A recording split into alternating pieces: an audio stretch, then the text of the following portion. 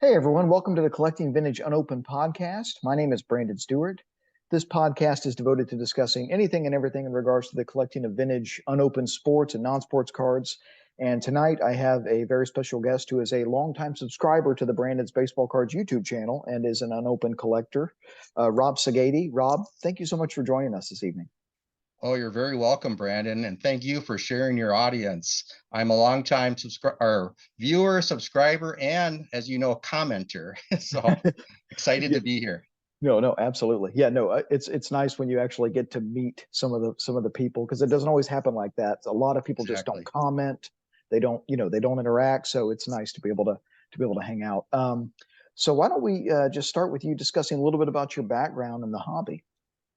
Okay, well, I appreciate that, Brandon. I started, as most collectors do, as a young kid, collecting baseball cards mainly. Um, I still, believe it or not, have I think all my cards from my youth, and I think my oldest card dated back from '74, so that would have made me 7. I was born in '67, so I've been about 7 years old when I first got my baseball cards. Um, '75, that's when I first got my first non-sports cards, and of course, at this point, as 99.99% of people that buy cards, we're opening them. We get these things open. In fact, I still have those cards with those Planet of the Apes cards from the '75 television show. So I don't know if you remember that, but those were probably my first non-sports cards. And then I would say I would get a few from '76, '77, but '78, let's see, I would have been 11 years old. That's when I first started really collecting the Topps baseball cards. I probably have, still to this day, maybe 400 of those cards still. There was a game on the back of those cards. And so for that reason, they're in pretty rough shape because I used to play this game and spread them all over my bed, and they got a little beat up. But yeah, and then 81, when Fleer and Donruss came onto the scene along with Topps, I think that's probably when I really, really got into baseball card collecting. I remember buying actually a box at the store. It was 36 pack box, and I don't know, probably cost me like $9, $10. And of course, I opened them. Love to have. Well, you can buy those unopened now for not too much, but we would always just enjoy them as kids do. Um, and actually, I graduated high school in '85, and guess what? Those were probably my last cards as far as just buying them as a pure collector from the stores. So that's roughly kind of my timetable for cards. So Okay. And so now, do you focus because you have quite a bit of unopened material? Do you focus on unopened? Do you collect raw cards? Or do you pursue raw cards? right. Well, if you would indulge me, Brandon, that's kind of an interesting story how I got into the unopened. Um, was probably about 2019 or so. I was, on YouTube, and I was watching some baseball card videos, and I thought, okay, this is neat. I think it was some of those breaker channels, and I don't know if I can mention any of those Sure, channels. sure. Okay, it was the Jabs family. No, I'm just kidding, Brad. I'm kidding. I'm kidding. I'm kidding. Actually, I was a subscriber to the Jabs family channel Hmm. early on, and it served its purpose. I got a little annoyed with Jabs because he would constantly mispronounce player names. Like, one that kind of sticks out was, he was actually, I'm a Minnesota Twins fan. That's where I live and I'm from. So it was like 1978 or '77. There was a player on the Twins, and I think he also played a little bit on the Brewers, named Larry Heisel. And he actually, I think he's on the '77 or '78 league leaders in RBI cards. So he's not like a Hall of Famer, but he was a decent player. So anyway, Hisle is how you would spell his name, and Jabs would always call him Larry Heil, and it always bugged me. So I think on one of the comments, I actually gave him a pronunciation of that, and I think he ignored me because he never would. He'd always say Larry Heil. But anyway, no, that was actually. a fun channel. But just a quick story on that, just a little side note. I know we're here to talk on unopened, but well, for one thing, that whole Jabs family name, it was just ironic. I mean, I know your kids are involved with your channel sometimes, Brad, but you don't call it the Stewart family channel. So it was just pretty kind of ironic that, and this was from his own his own point of view. He said he basically, his wife left him because of his baseball card collecting. So that's just a little side note that I just thought was it's a tragedy. And my parents are divorced, so I don't hold that against them. But just the whole, and I did leave that channel because he was doing a video basically opening one of those boxes where you have a chance to pull a Mickey Mantle card. And he was doing it taped. So I just put in the comments because that's what I do. I like to make comments on videos. I think you guys as creators put a lot of work into these videos, and I'd like to, reward you guys by giving it a thumbs up, making a comment, just to show, you guys that we're out here and we appreciate it. So anyway, with him, and I was probably a little snarky, I said, well, if you would have pulled a Mickey Mantle, I don't think that video would have seen the light of day. And hey, I probably would have done the same thing, or most people would. But anyway, it was just a little snarky comment. And when we make comments and then we get a thumbs up or a heart, we'll get that notification right away. So I get a heart, and I'm like, oh, okay, he likes that comment. He has a sense of humor. So then I go to the comments and it's gone. So he must have kind of skimmed through it real quick, gave everyone hearts, and then he read it a little carefully and said, oh, this guy's giving me crap, so I'm just going to delete it. I thought, well, you know what? And I'm probably petty. I said, if he's not going to have a sense of humor, I'm going to unsubscribe from his channel. So anyway, that was what I did. So Sure. feel free to edit that part out, Brandon. I just go on a tangent there. But anyway, I thought we always have fun with the jabs. In fact, I think, Brandon, your highest rated video as far as viewer counts is that one legendary video about the whole thing where I think he got like over 30,000 subscribers or so. Well, yeah, and I've never, the only time I've ever muted comments, because the personal attacks, you would have thought I insulted, oh my, like Jesus himself. Some of these responses, personal attacks about my wife, my appearance. You're a very lonely man, aren't you? You're a lonely, pathetic human. Like things like that. Where I'm just like, I didn't realize I was insulting the Godfather here, but yeah, no, but exactly. Okay, so now back to your question. Sure. And the channel that kind of inspired me to get this whole ball rolling it's called G's Mikey, Geez Mikey. Okay, and what was cool about his channel is he gets bargains off of eBay. Okay, and this was about 2020, probably just a little before the pandemic. And he would always talk highly about eBay. That's where he'd get his deals. And to be honest, I was always afraid to go on eBay because I just thought it was maybe the Wild West. I'm like, what am I going to do? These strangers, I'm going to give money. I'm not going to get the cards I want. But he was really behind it. So I thought, okay, I'm going to take the leap and try eBay. Well, for the good or bad, once I got into that, everything has been, that's my go-to site is eBay.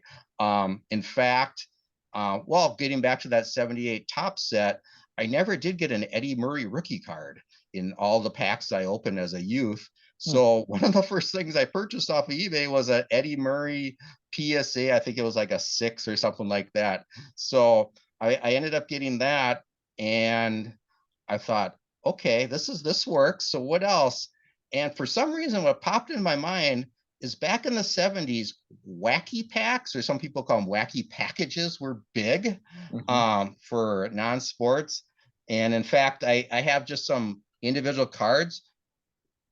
Can you see this one? Yeah, hold it up a little bit more. There you go, right there. Yeah, Baby Runt. So it's kind of, they kind of take pride in smearing, brands. And I suppose as let's see, Koduck. So just to give you an example, I think most people out there probably are familiar with wacky packages, but I tell you, as a 10-year-old or whenever I was originally into them, there's just something really naughty about having wacky packs, and it was really just almost like just a cool thing, a status symbol as a kid if you collected wacky packs. In fact, I actually had a sweatshirt as a kid. I wore to school as a wacky pack. I forget what the advertisement on it was, but anyway, I searched for wacky packs, and I think, okay, be kind of neat to see what's available. And to my surprise, they actually had unopened packages. I'm like, what? Unopened?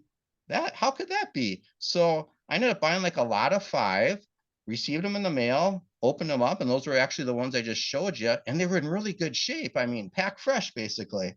So I opened them up a few, and I thought, okay, now I got some. I kind of got that out of my system. I got a couple unopened wacky packs. What am I going to do with them? I'll just keep them sealed. They have the gum in them, and I would. I don't know. I think you're kind of the same way, Brandon. It just blew my mind how these packs were still not open after all these years. It's like, who does that? I mean, as kids, we don't leave them unopened. We open them. So yeah, there's probably maybe some people that had the foresight, or maybe they just forgot about them. But I was like, a kid in heaven, having the opportunity to look at to purchase these unopened packages. So that kind of really got that kind of sparked my unopened love for that. And I'm really thinking, okay, baseball cards. But you know what? I shied away from getting unopened baseball cards because I was afraid they were searched. And I know you can buy PSA, but those are really, really darn expensive. So I'm like, wow. But these non-sports ones, they're relatively inexpensive. And what really struck my fancy with non-sports is, I'm a child of the 70s and graduated high school in 85. So all those iconic blockbusters and television shows, they were available, and the packs looked pretty neat. So I thought, this is something I can start collecting. And that's where kind of took off. That's awesome. Well, some of the graphics on the non-sport packs. Number one, you're right. The market, even for vintage non-sport, there's always exceptions. There's some items. I think the Partridge Family packs from 1971, those seem to be very, very expensive. There's always some that are a lot more money than others, but there are packs from the 50s that can go for $150 to $200, which compared to a baseball pack from the 50s, there's no contest here about which of these is more affordable, and the graphics are so cool on some of these. I've had one pack. I think I traded it. Speaking of my trade video from yesterday, but it was a 1964 Donruss Combat, the show Combat, and I was just, this is such a cool, some of the graphics are, I don't know if you feel that way. It's almost, I think they're better than baseball, because baseball gets kind of redundant sometimes with their wrappers. Right. And I'll be happy to show you and your viewers some of the unopened. And obviously, everyone can search what they look like on eBay or whatnot, but it's kind of neat just to show you my collection. But yeah, you're right. What I've done with my collection is I know with your racks, or a lot of people with racks will get them wrapped by BBCE. Is that Steve Hart? He'll wrap those things, and that's how you display them. I just feel the way I display them, if I have them in a graded PSA holder or a GAI or whatever, they just don't look as good. So I kind of throw caution to the wind, and I just buy them ungraded. And could they be open? Could they be searched and resealed? Sure, probably. But again, there are cards from the 50s and 60s as singles. If you get them PSA graded, they can be, pretty valuable. But for the most part, people aren't going to open up a Mork and Mindy and take out whatever Mork or something like that. So I think they're pretty pretty safe. So anyway, but yeah, But so I like to display them in these shadow boxes, and I'll show you and your viewers in a little bit. But sure. what I've done is I've sorted them out by decades. So I have my 80s. I think I have one 90s card, and it's a Strangers Thing pack. I should say pack. I have unopened just because I myself and my kids we enjoyed the show. And then I have the 80s, 70s, 60s, most and a few 50s, but not too many 50s. But that's how I organize my collection. And it's basically just I just love just the pop culture aspect of those times with the blockbuster movies, Star Wars, obviously, Indiana Jones, Close Encounters. Then the television shows are just, iconic all over the board. But yeah, I mean, oh, and then these shows always had the great theme songs. So that's another thing that sticks in my mind that I just kind of just love those times with the with those theme songs that were attached to these shows. So I'm just Charlie's Angels. I'm just a person that just enjoys that time. Don't get me wrong, I'm a sports fan too, but I get great pleasure. And as you mentioned, Brandon, the artwork on some of these packs, and I actually, full disclosure, do have a collection of unopened baseball packs from 1970. Any earlier than that, they get awfully expensive. Plus, I'm worried about them being searched or whatnot, all Mhm. the way through 1995. So I have 25 years of those. And I can show you in a little bit, and as most people know, a lot of them just look exactly the same with the baseball. And so there's not too much variation, but yeah. Cool. No, yeah, no, that's yeah, to me it's I have nothing against the wax packs from that era, but for the 80s, one of the reasons I collect rack packs is just because that does get a little bit Tops could have been a little more creative in there. We found the perfect design and we're sticking with it, so that's fine, but it's some of the early 70s stuff that you mentioned that you have the artwork is just killer. The 72 Tops wax pack design for Mm-hmm. baseball is just such a beautiful 77 Top, 75 with the pitcher. I mean, just beautiful artwork. So I mean, I didn't mean to pick on baseball as being No, there. that's Any wax pack collectors listening or watching, don't leave right. a hateful comment. Because Well, no, I'm it is but what it is. I mean, that's yeah, just the yeah. reality, and that's again why the people, the rack pack Mm-hmm, collecting community, mm-hmm. it's really cool because you can actually see players, the three cells on the front, and then of course you get the description of the players on the back. And Yeah. for that reason, I've kind of kicked around in my mind how I can enhance my collection. Mm-hmm. And I've actually thought about, because you can actually purchase non-sports, obviously you can purchase non-sports single cards in abundance on eBay, but you can also get those autographed. In fact, I have a Pam Dauber who played Mindy on Mork and Mindy. I have her autographed on a card. And so what I'd like to do is have like maybe a representation of each of the unopened packs I have with a card, and even better if they were autographed. That's the whole next maybe step if I start exhausting what I can afford and finding it hard to find variety. Maybe I'll do that, because if I could supplement or have that display next to it, then people can see what the card actually looked like inside, where they can't with a wax pack. But Sure. Well, have you so you said you use eBay, you mostly buy on eBay. right. Do you do any bidding with the major auction houses such as Robert Edward Auctions or Memory Lane or any of these other big auction houses? Right. No, I have not taken that step. I have gone onto those sites just to view all the really cool stuff.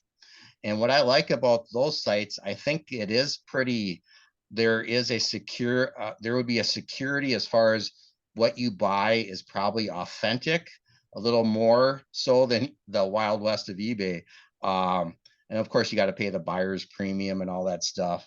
But yeah, I think down the road, see, I've been collecting now for 2, 3 years, 2.5 years, and I'm getting to the point where every morning it just my morning routine, I'll see the new listings for the non-sports unopened, and a lot of it's just the same old stuff, and occasionally you'll get something cool and different, but for the most part I think I will have to check out those auction houses to get really I think you had mentioned that is it a 1970 see the Brady Bunch or something like that? Did you say Brady Bunch, Brandon? Partridge Family. Okay. Partridge Family, believe it or not, I guess what's affordable is all relative, but you can get a Partridge Family for probably like $50 or something unopened, something like that.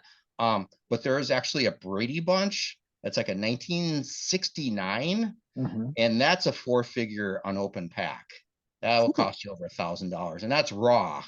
I mean, a lot more if it's graded. But so something like that, if you're, you're not going to probably want to shell out, that much money on eBay, because that authenticity guarantee that they have for baseball cards over $500, unfortunately, that does not translate to unopened pack. So you're kind of just, it's kind of a crapshoot if you buy that expensive. So I think those auction houses would be, I mean, there's always a chance that you're going to get some fake, but I think if I'm going to buy the high end packs, I think the auction house would probably be the way to go. Yeah, and I think most of them, not to mention one in particular, but there are a few that have sold packs in the past that have not been authenticated by Steve Hart. If they've been in a rack pack and a GAI holder, and they have people, word gets around, especially in the unopened community, when a rare item pops up. It's not like, they're few and far between, which means people know, okay, we're pretty sure this pack was made by this person this many years ago. And so you'd be surprised sometimes, but generally I will speak of the ones that I trust. I trust Robert Edward Auctions implicitly. They're very, very good. There are others that are very good.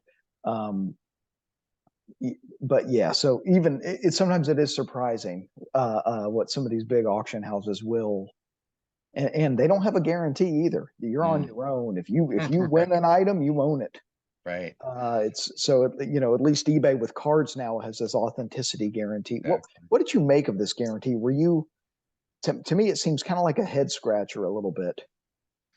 Well, it really hasn't affected me personally because I don't buy the high end baseball or football, hockey cards that would fall into that category. However, like I said, it would be nice if I did buy a pack that was north of $500 unopened, that would be some kind of guarantee, but I don't know how they would do it. There's probably no way, because I think PSA will grade unopened packs, but and then I heard if the gum is broken or something, then they won't grade it or something like that. And then I think it affects the grade if the gum is broken. I think they'll grade it, but it won't grade as highly, if I'm not mistaken. I think I could be wrong. If someone's listening or watching and knows otherwise, please comment. But pack grading is a whole nother animal, and when you think about, I totally understand you wanting to collect raw packs, because the process of shipping from your location to PSA then has to ship to Steve Hart to authenticate. Steve Hart ships back to PSA ships back to you. By the end, people are wondering, well, I had a beautiful pack and now it's got 4 gum holes in it because the gum is shifted. Right. What happened? You're shipping something an extensive number of times. Sometimes things happen with old, delicate material, so I have never submitted a pack to, I've bought graded packs and sold graded packs. I've never once submitted a pack to get graded because I'm just absolutely terrified of what will happen, especially if it's an expensive pack. Well, that's good to know, Brandon, because just like I said, just the way I display my cards, I think I'll show it later, but they just look Sure. better without the case. But if I was reselling cards, it would be Mhm. probably a lot easier if they were a PSA, because of who's going to believe me if it's not in a PSA. I actually Mhm. have bought one graded unopened non-sport pack. It was a Get Smart from the television show in the 60s, and Sure. it's kind of an oversized, bigger pack, and I really wanted it because it's really neat. And the seller had it in a GAI graded, which I've come to find out that it's probably that GAI is probably not a very reliable grading company. I don't even know if they're still in business. So I don't put a lot of credibility in that company anyway. So I Mhm. ended up just cracking it out of there and saving the sticker for whatever that would be worth. And I just have it in my display as a raw unopened packs. So, but yeah, I really um, can understand why people would buy graded. In Mhm. fact, there was a PSA 8, and there's only one other graded, and it's a 4, and it's the 1962 Mars Attack. Um, and that is the holy grail of the unopened non-sport pack. In fact, I think of 6 months ago, or maybe a little less even, it sold, and I'm pretty sure it was an auction house. I can't remember which one, but Mhm. it sold for $63,000 with the buyer's premium. So yeah, that's definitely something you'd want graded, or to buy graded if you're going to spend that type of money. But that's basically the holy grail. There's some packs that I wrote down. I think we talked about the Brady Bunch. I'd Mhm. love to have that, but that's pretty pricey. There's a Hogan Heroes unopened. I think that's a 4-figure card. And I have the 19, well, actually, there's like a 1979, or there's a newer Star Trek unopened. I think that's based more upon the Star Trek movies that have come out recently. And then there's a 1976 Star Trek, and I think that's based. I mean, the package, the cover is like a cartoon, Mhm. and I don't know if it was based on the cartoon or what. But there's actually a Star Trek unopened from the 60s, from the original television show, and that's that's a 4-figure card. Um, that's something I'd love to have. Beverly Hillbillies, that's another rare one. There's actually a website, Brandon, if you don't mind.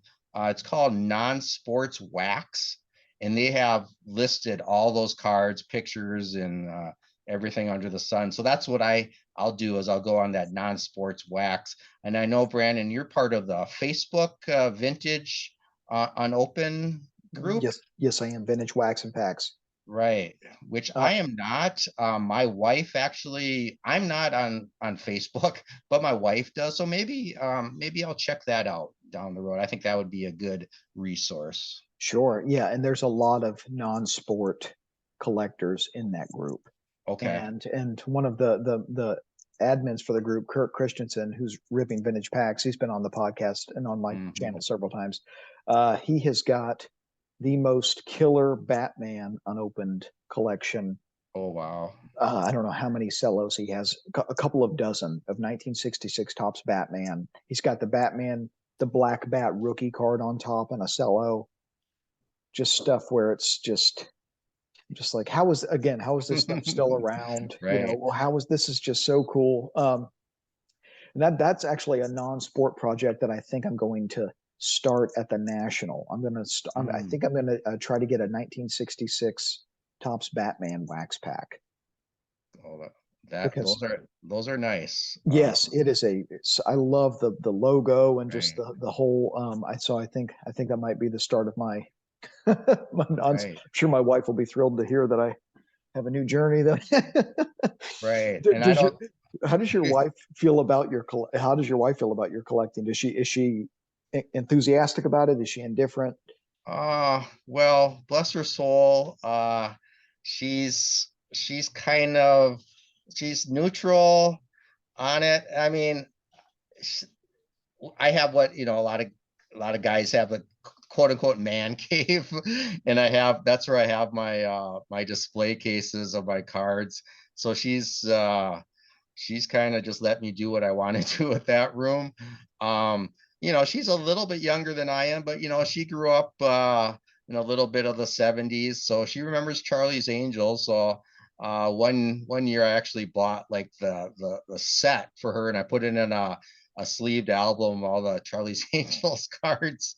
And so she I think she likes the fact that I enjoy them, so that's a good thing.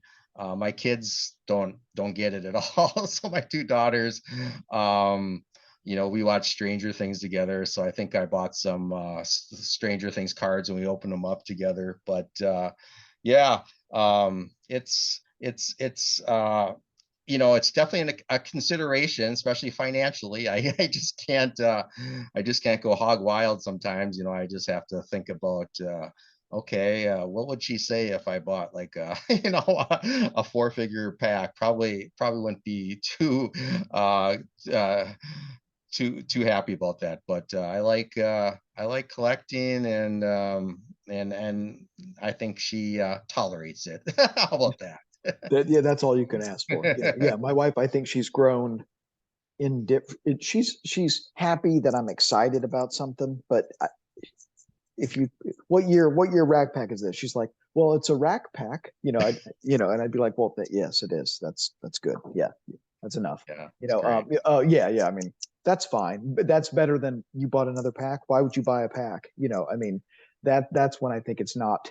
You need a supportive spouse if you're going to be a collector. Brandon, if I may, Sure, regarding getting back to your sure, vintage Facebook group. sure. So what is like the security on that, as far as, at least with eBay, Hmm. if I buy something with my credit card and something happens, I don't get it, I can at least I can eBay would back that purchase. So what, Hmm. do you just have to gain a trust with the people, or how does that, or do they send the money, then they send the card, or how do Yeah, you guys, yeah. yeah. I mean, it really comes down to, yeah, you send the money to PayPal, Venmo, different forms, and then Mhm. they send the pack. It really comes down to the admins who just do a phenomenal job policing the group. Okay, good. Once in a while, a bad apple will emerge, Mhm. and they are within a matter of minutes, very quickly eliminated from the group, removed from the Okay. group. We've had people on there who have they've taken pictures of other people's packs and tried to sell them. And then an admin, actually, there was one time someone was trying to sell a pack that Kurt currently had in his possession. And so he goes, "This guy's a scammer. Here's the pack with his signature next to it. Here's the exact pack he's trying to sell. He's been removed from the group. Don't ever have any interactions with this guy." So Okay. typically, at the slightest hint of a scam, you are kicked out of the group. Right. First offense, no questions asked. And Well, that, so that's really I have never once had a bad interaction. well, that's excellent, because what you will do by doing it that way, you'll save, because I've Mm-hmm. talked to sellers through email. They say that those fees that eBay charges, that's why some of these prices that they're asking for on eBay are probably higher than they'd want to, because they've got to cover their eBay fees. So at least when you do that type of transaction, you can avoid those fees and probably get a better deal. It's better for buyers. It's better for dealers. I mean, it's better for everybody. And I think occasionally, I think eBay has become the last resort. If it doesn't sell in the group, then people will put it on eBay. But and a lot of the time, don't listen to this if you're the IRS. But they're friends and family payments too. Because when you build a rapport with people, they know, okay, Brandon, when he sells me an item, he will ship it, or on the receiving end, I know if I buy from someone, I know they're a good person and they can be trusted. And we do trades in the group and all kinds of stuff. And it's a very good rapport. It's the only reason I still have a Facebook account. Otherwise, I would be like you and not even have one. Um, Well, well, for the reason it took me, some people like have been on eBay probably since early 2000, and I mhm. wish I would have, because just think of the bargains you would have gotten. But I was No late to kidding. the party, And now I'm probably late to the party with your Facebook group, but I think it's definitely on my to-do list for this year to check it up and see if I can get accepted, sign up, and be part of the group and Sure. go from there. Yeah, Yeah, and I can absolutely put in a good word as well. And that'd be great. I'll share this podcast with the group so they will get to see you prior. So so Nice. that'll be yeah. Good. So they'll I so look forward to that. absolutely. Well, before I let you go, did you want to show some of the items from your collection? I know you said you had some non-sport displays that are pretty cool. Sure. Yeah. Well, first, oh, actually, this probably work out better. Okay. Sure, sure. Okay. So this is from 95. Um, and you got the 80s. You can see all similar baseball there. Then you got the 70s. Okay. So 75. I'm missing 73.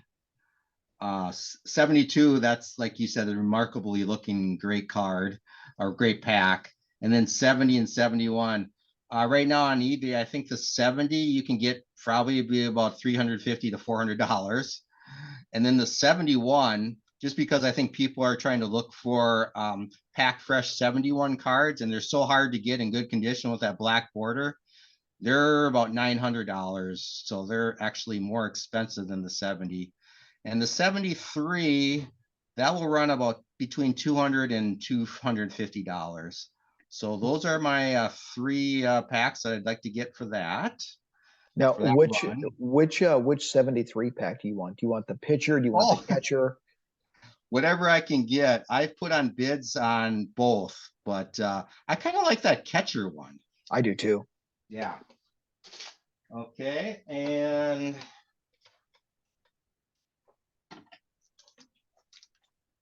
here's my, this is my unopened from 1990. The Stranger Things is my newest, and you got the Michael Jackson, of course. You got some music. Can you see Sure. those okay? Yeah, yeah. All See, that glare. Dallas, Knight Rider, Magnum PI, Yeah. 21 Jump Street, 18. Yeah, that's cool stuff. Yeah, there's that Pam Dauber that's autographed right there. Oh, that's And cool. I'd kind of like maybe in the future to get almost every at least one card that would correspond with an autograph. That'd be pretty neat if possible. Sure, yeah. There's a newer Batman up there. Yeah, the 89 tops. That's cool. Yeah, I like the Rocky packs. They're so yeah. cool. Well, what's interesting about that, Brandon, is it's Rocky 2, Hmm. Rocky 4. I don't think I'm pretty sure there's no Rocky 1, and I Hmm. don't think there's a Rocky 3. So it's all kind of what the marketing people decided to do. So it's too bad. I wish they had a Rocky one. Absolutely. Okay. And again, so here's the 70s. On the bottom, I've got an Elvis, Kiss, kind of the music right there. Andy Gibb, Partridge Family. We Oh, there talked we about go. that one. Yeah, yep. Osmonds. Then you got your, and I know you had a guest. You've had guests on talking about Star Wars before. Hmm. There's my run. I just did the original movie and Empire Strikes Back. I know there's other ones, but I just haven't done those. And then Sure. you got the movies up there: King Kong, Alien, Close Encounters, and there Jaws 2. There was never a Jaws 1, it's just Jaws 2, which is interesting, but I just love the whole shark motif on that one. Well, yeah, and then didn't they do because they didn't do Jaws the Revenge or any other Jaws at all. Or no, they did Jaws 3D, didn't they? Exactly, exactly, I thought there was exactly. one other one. Yeah. So since the 70s is my favorite decade, there's more Sure. 70s. Sorry about the movement here. No, Uh, you're fine. there's my wacky pack thing on the bottom. Check out that ABBA unopened. That's actually from a Holland company called Monty. But just look at the artwork on that. And Oh, I saw that's that on cool. eBay and bought it. It was only like $75. I've never seen another one, so I'm happy that I've got that ABBA one. I think it's cool. And then there's that Star Trek. I think it's a 76. The Planet of the Apes television show, 75. Then the Charlie's Angels run. There's actually a black one too that I just haven't put in here. Um, Oh, there's actually that $6 million man. Is newer. There's actually I think a 70 from 74, which I want to get, but that's going to be $700. Wow. Graded. Well, that the Kung Fu pack is very tough. That's a rare pack. You could get it for about $80-$90. Okay, I mean for But non-sport, right? I mean that's right.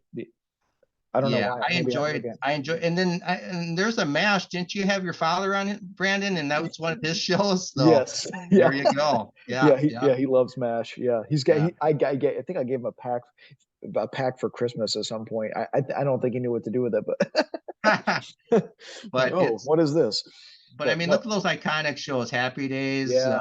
Good Times, Welcome Back, Kotter, and then the theme songs that go along with those shows are they're just great. Oh, absolutely.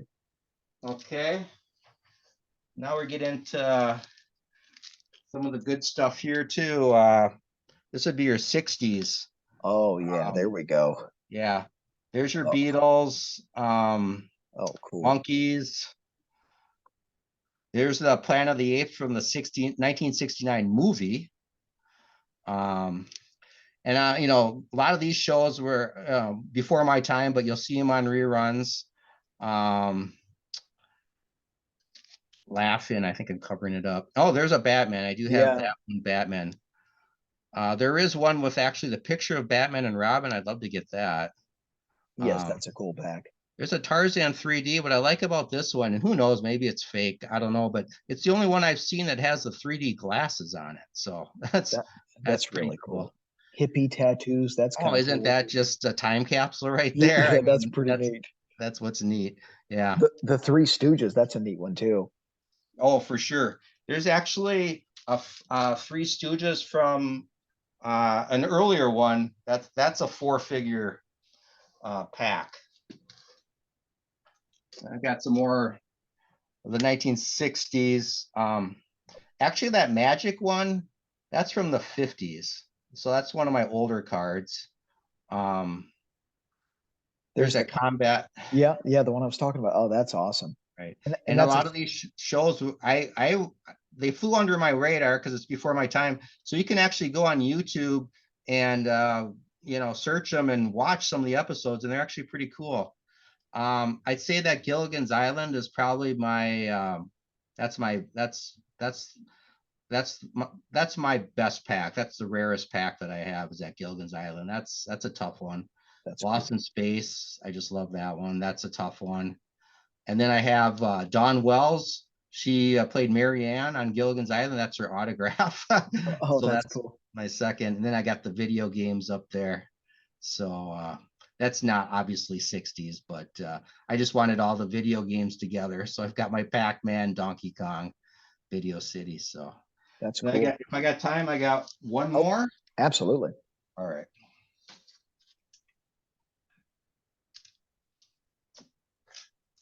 And I just wanted to show you this too, because it's space. That means I can still buy more packs. So this is kind of a hodgepodge. Got a Monsters one I really like. Oops, sorry about that. That Yogi Bear and Huckleberry Finn, that's really weird. I wouldn't even consider that's not even really a wax pack, but it is unopened. There's some kind of tattoo in them. But I did not know of any other Yogi Bear or Huckleberry Finn, and I remember as a kid liking that. That's why I bought that. A-Team, Mr. T. Sure. Um, What's I what's think the that what milk. Go what's the ahead. I'm one sorry. below? I'm sorry. What's the one below the wanted posters? Oh, that is a military, um, and I think that's from like the 50s. Uh, Interesting. yeah, military uniforms. And Oh, actually, okay. from the 50s, I kind of just thought it was neat to have something that would be that old, unopened. And it was relatively inexpensive too. So, Oh, yeah. And then that's that one cool. next to it, that's another Monty one. And I think that's Policewoman on there, Angie Dickinson, and I can't think of the police detective on there, but those are Monty because I know you had a guest on that talked a lot about the Monty cards, but that's a whole different genre of cards. But yeah. So anyway, Oh, That's what I've accumulated the last few years. So that's awesome. So is your goal, I guess, where do you see the future of your non-sport collection going? How far back do you want to go? What mm, is there a specific project you have in mind that you want to finish, or do you just when you see a new pack you like, try to buy it? right. Yeah. Yeah. I mentioned a few that are pretty high dollars. So I don't Sure. know if and when I'll ever get those. Where I live here in Minnesota, well, the National is in Chicago this Hmm. year. And for me, that's only like a 7.5 hour drive. So maybe I would go there because I would think if I'm gonna look into getting those more expensive packs, I wouldn't want to do it on eBay, and I would just want to maybe be able to touch it and feel it, smell it. You open those Sure. things, you can actually smell the age if it's real. I don't know, maybe they could fake that too, but yeah. And then like I mentioned, maybe just start getting. I know there's baseball card collectors that do the autograph thing. Sure. Sure. Maybe I could do that with my non-sports just because, with the rack, the racks, you can see the cards where mine you can't. So Sure. yeah, I Sure. mean, yeah, and baseball, I would, there's some cool packs from the 60s, but boy, expensive. And, I don't know how authentic some of them would be. You could get the PSA graded, but then you're talking thousands of dollars. But yeah, I Well, just sure. maybe I'll come to an end. I don't know, but it's fun just to have them on display too. Just kind of a conversation piece when people come over, especially when they're kind of around our age and they see it just reminds them of the shows they used to watch, and it's fun. Awesome. Well, thank you so much for coming on and showing some of. You have a really, really cool non-sport collection, and the baseball packs are absolutely fantastic. So, thank you so much for sharing, your collection and for chatting with me this evening. Well, I appreciate the opportunity, Brandon. Thanks for letting me ramble. And if any of the listeners or viewers out there have any comments, maybe I misspoke or they want to add something, please add those in the comments because who knows, maybe you'll end up on Brandon's podcast just as I did. So, Absolutely. No, always looking for new people to share their collection. So, thank you for that, and hope you all. Thank you for listening, and hope you all have a great rest of your week. I'll be back with another episode soon. Take care of each other, everybody.